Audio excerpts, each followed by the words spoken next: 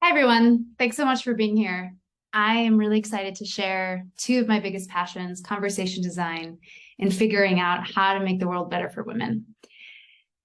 Just as a quick intro, my name is Elena. I lead conversation design at Flow, the highest and best rated app for period and cycle tracking. And today I'm going to be going over a few of the key ways I believe conversation design is transforming the future of female health.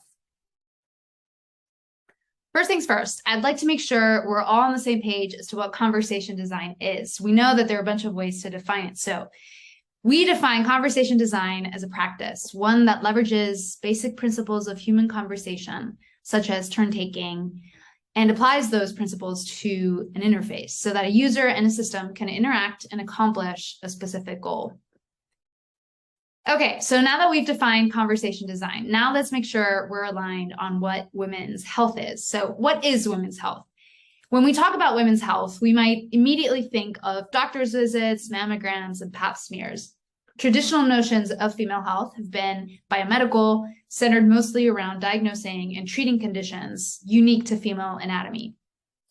But the reality is that it's more complex than that, and it's multidimensional. The World Health Organization helps clarify what I mean by that. It defines women's health as not only the absence of disease, but also the state of complete physical, mental, and social well-being.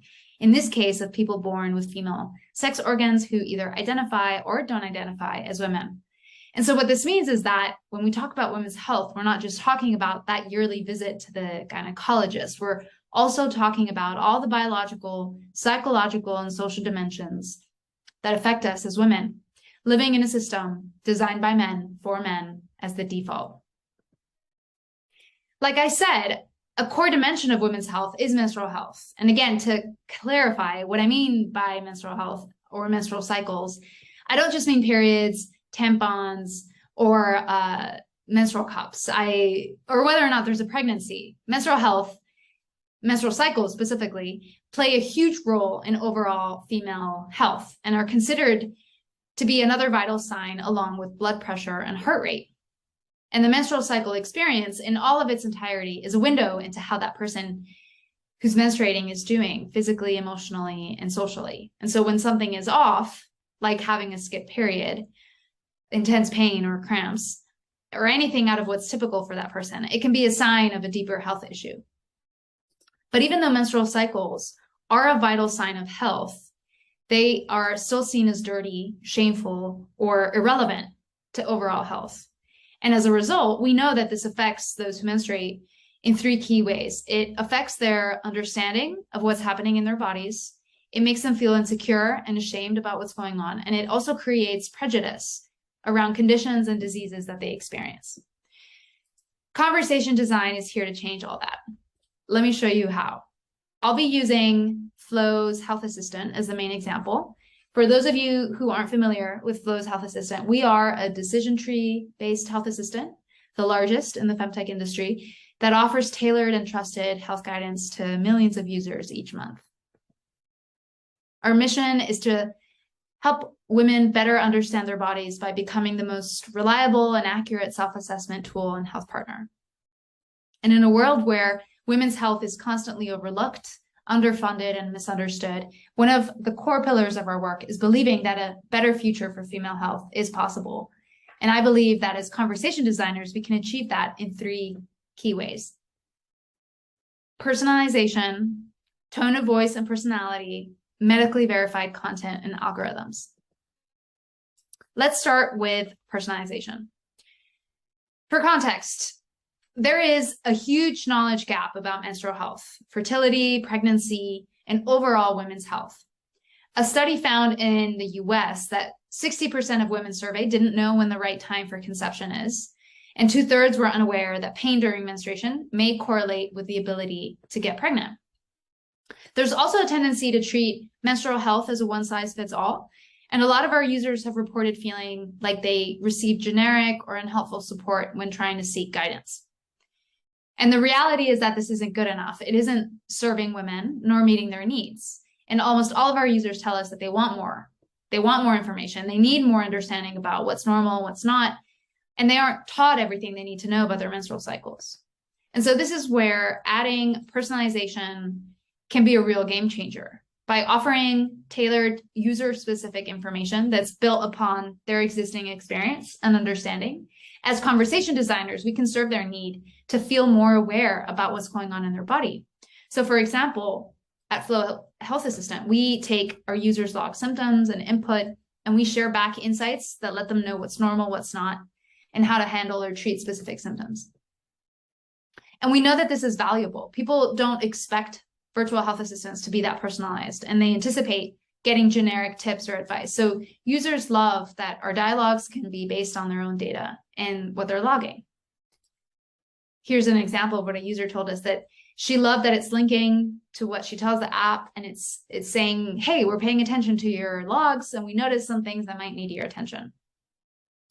In a world where women and those who menstruate tend to feel uninformed about their health, conversation design can use personalization to transform that lack of information to meet the user's immediate need to feel more connected and educated about what's going on in her body.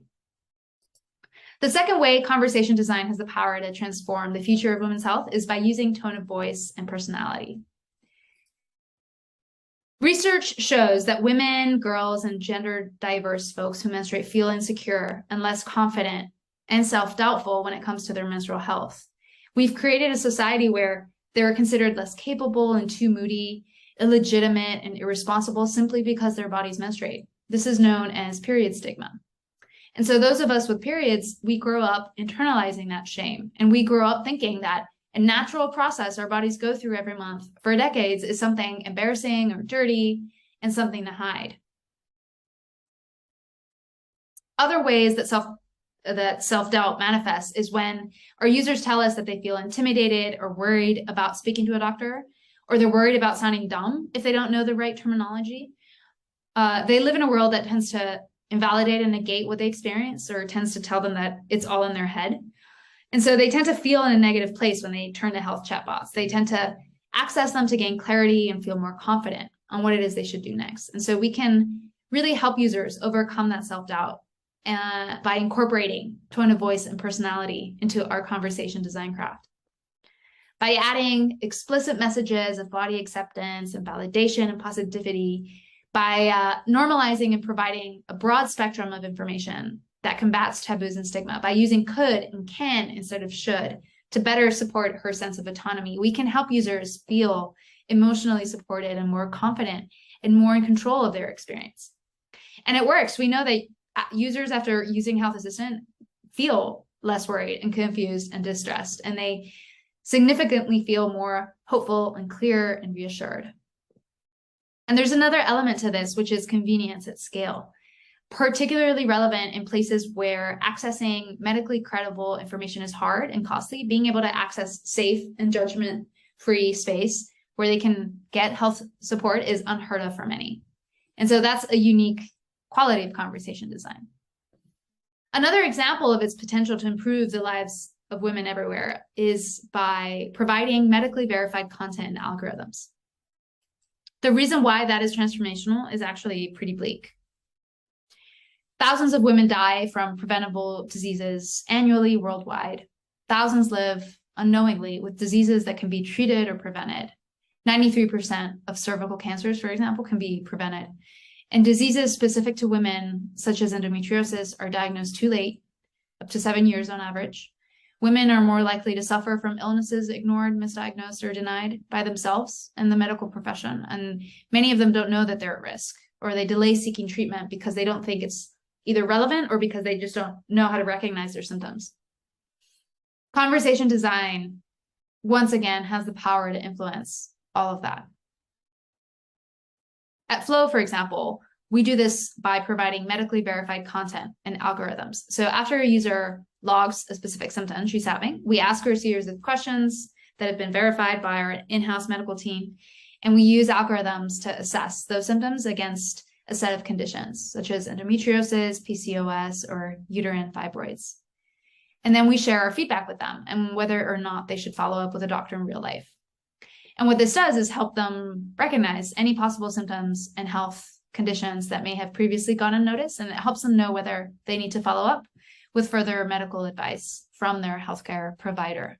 And we can see the impact this has from one of our users who told us that she suffers from endometriosis and PCOS. After a week or so of tracking, Health Assistant alerted her that the cramps she logged needed further attention. And so she went on to complete the self-assessment and found that the number one reason it gave was for her to explore endometriosis. She said it took her 5 years for a doctor to consider endometriosis, and she just wanted to say, well done, and thank you for raising awareness of women's health conditions.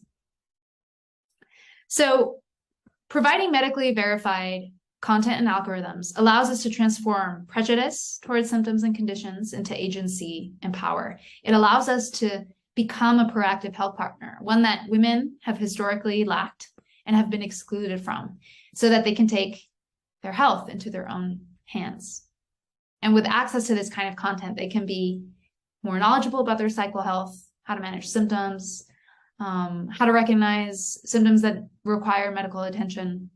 And increasing women's knowledge in these areas can help improve their quality of life, as well as reduce financial costs related to the visits to healthcare provider, to the drugs, or medical surgical treatment. And this is truly transformational. So conversation design has the power to transform women's health by elements through such as personalization, tone of voice, and relevant content. We can bring awareness to what has previously been ignored.